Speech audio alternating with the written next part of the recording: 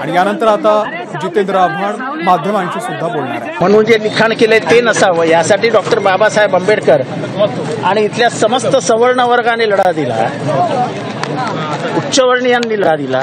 चित्रे, दुर्वे, शस्त्रबुद्धे, सरटकर या सगळ्यांनी लढा दिला, ठराव केले।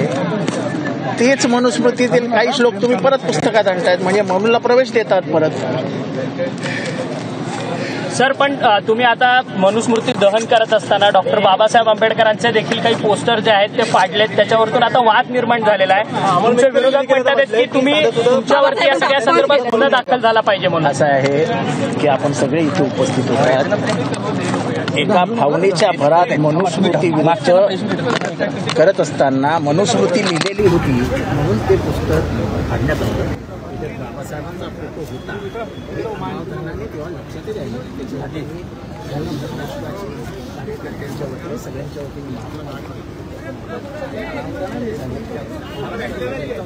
आवडसाहेब एका विशिष्ट हेतूसाठी बाबासाहेबांचे जे विचार आहेत त्या विचारांना धक्का लागतोय, काय होता विचारांना धक्का लागू नये या एकाच उद्दिष्टाने आणतात ते सगळे समाज। शिरसाट आता जस्ट म्हणजे 2 मिनिटापूर्वी असं म्हणाले की ही नमूदच झालं नाही तर मग ही स्टंटबाजी कशासाठी आंदोलन, श्लोकांचं नमूद। शिक्षण मंत्री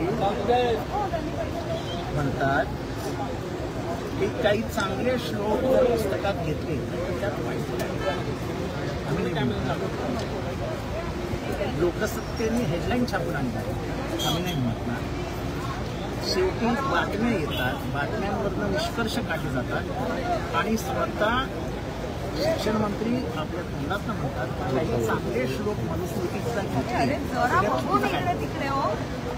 कशा कसल्या काय म्हणतात। अमोल मिटकरी पण तुमच्यावर टीका करतात, म्हणतात की राजकारण होताना पाहायला मिळतं, त्या संदर्भात काय सांगाल तुम्ही? मागणी देखील मागितली परंतु राजकारण करतात सर, मागे ना